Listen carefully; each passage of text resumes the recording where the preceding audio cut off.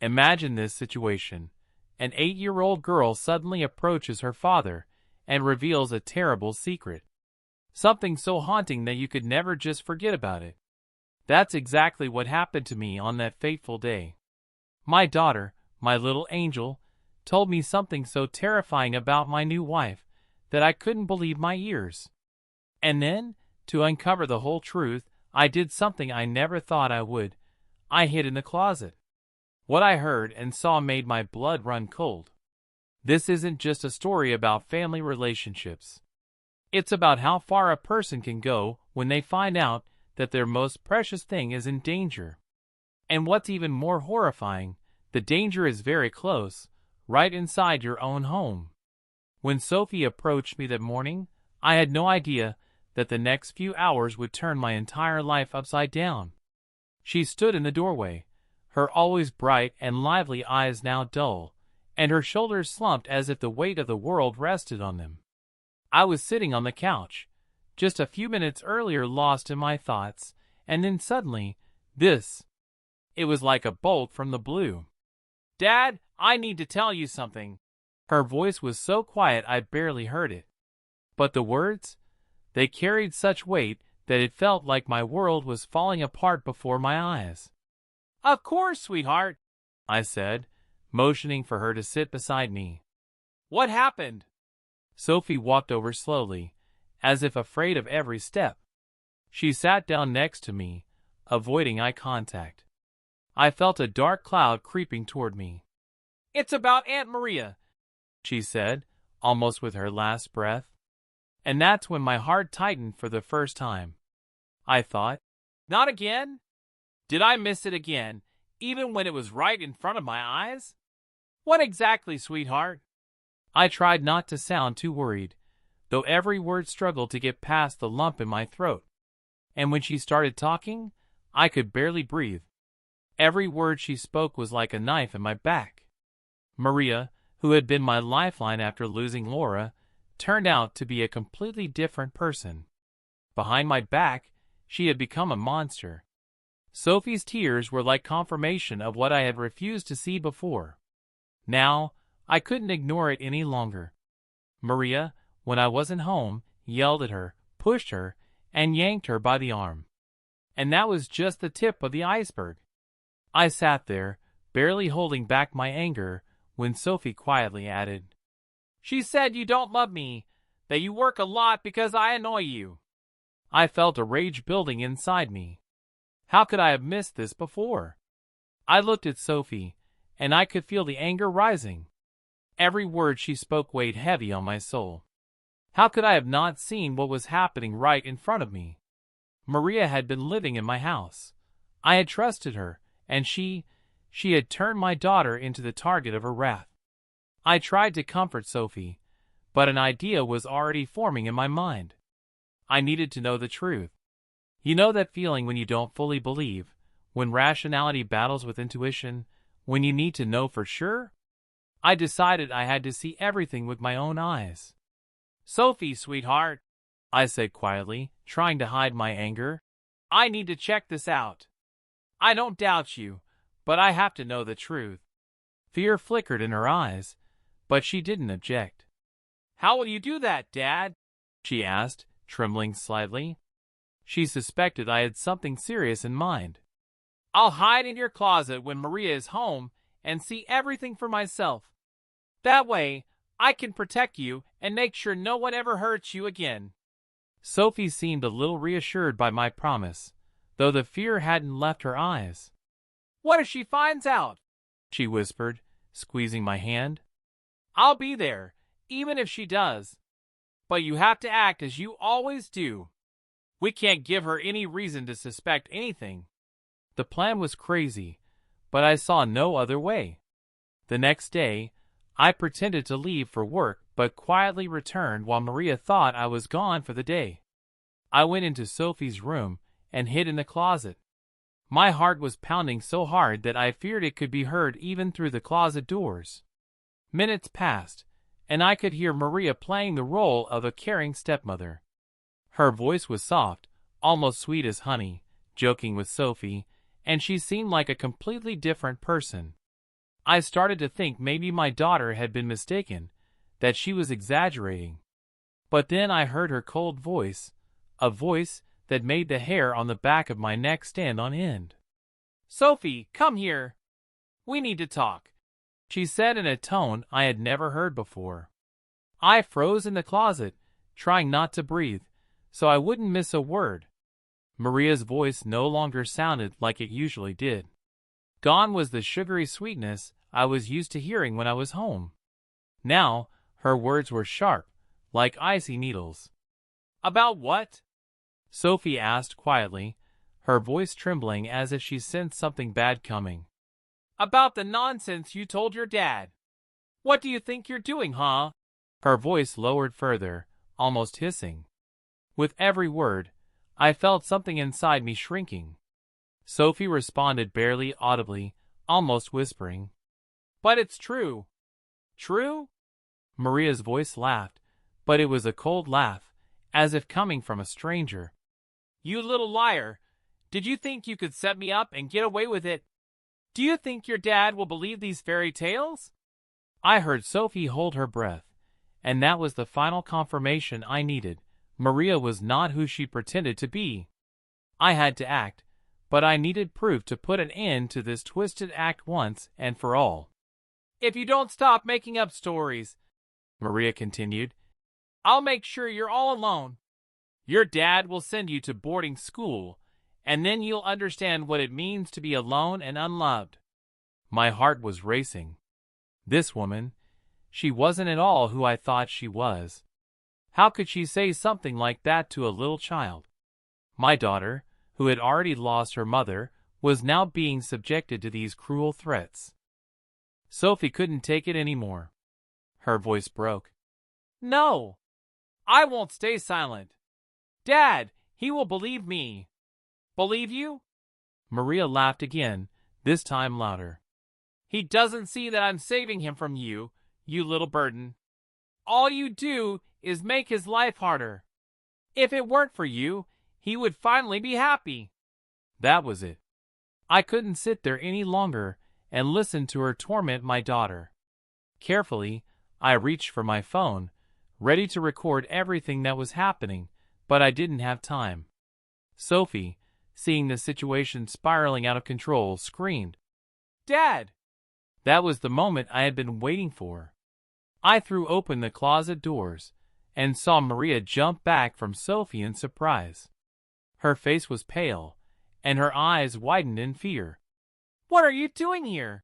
she gasped, trying to feign innocence. "I heard everything," I said, and there wasn't a trace of doubt or hesitation in my voice.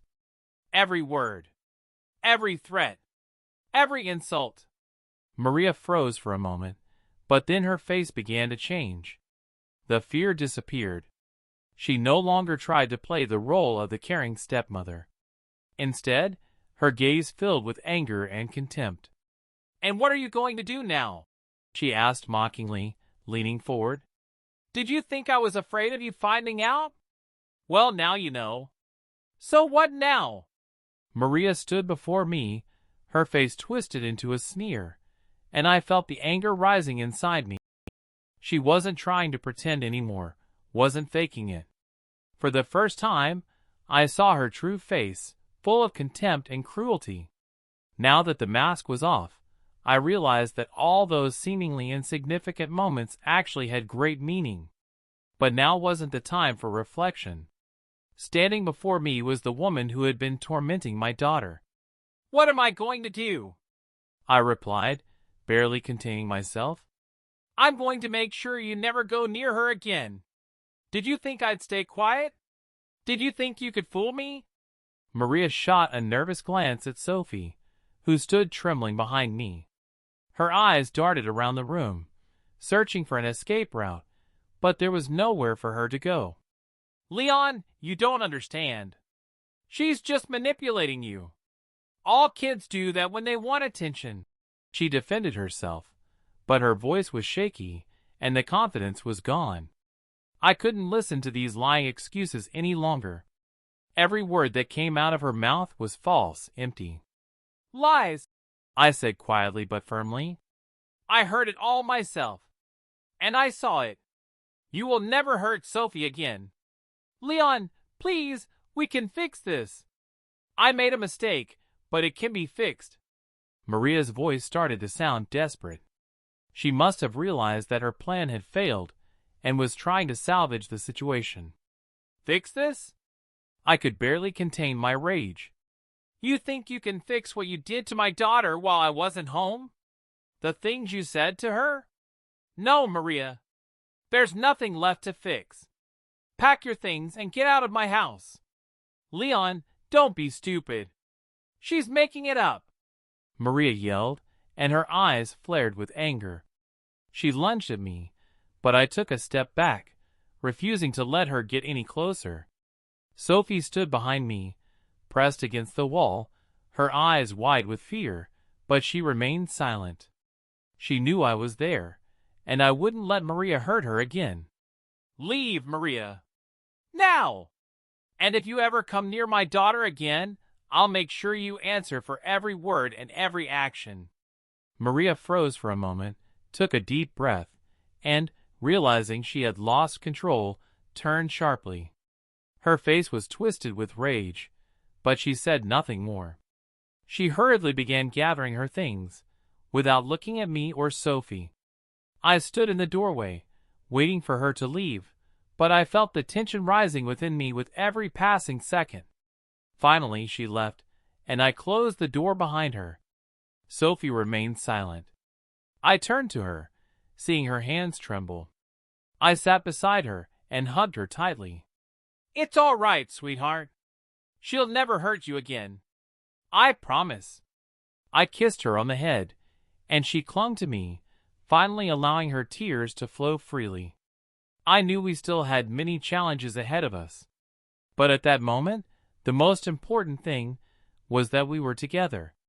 I held my daughter tightly, feeling her small body finally begin to relax. And I felt a weight lift from my heart, knowing I had made the right choice. The days after that incident passed in a blur.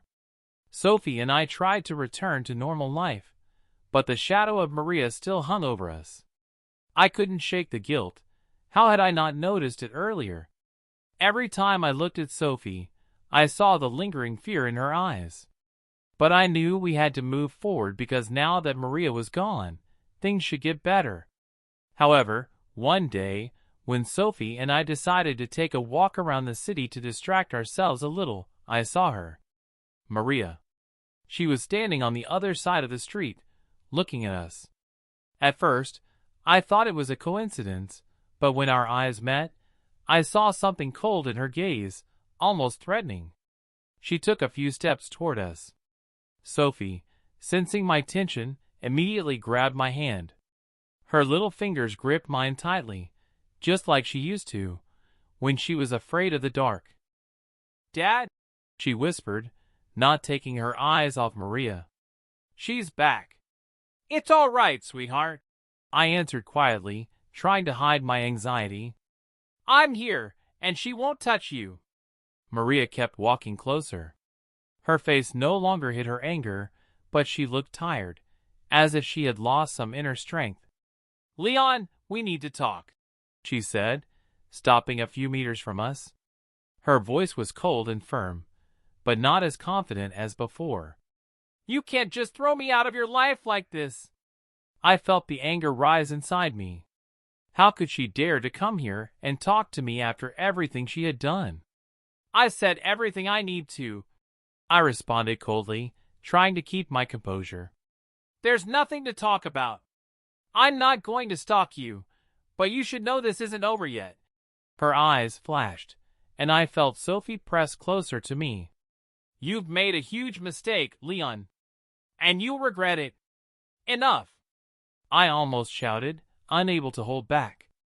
People on the street started turning to look, and I saw Maria's face pale slightly. She was no longer in control of the situation. You don't scare me, Maria. And if you come near us again, don't think I'll stay silent.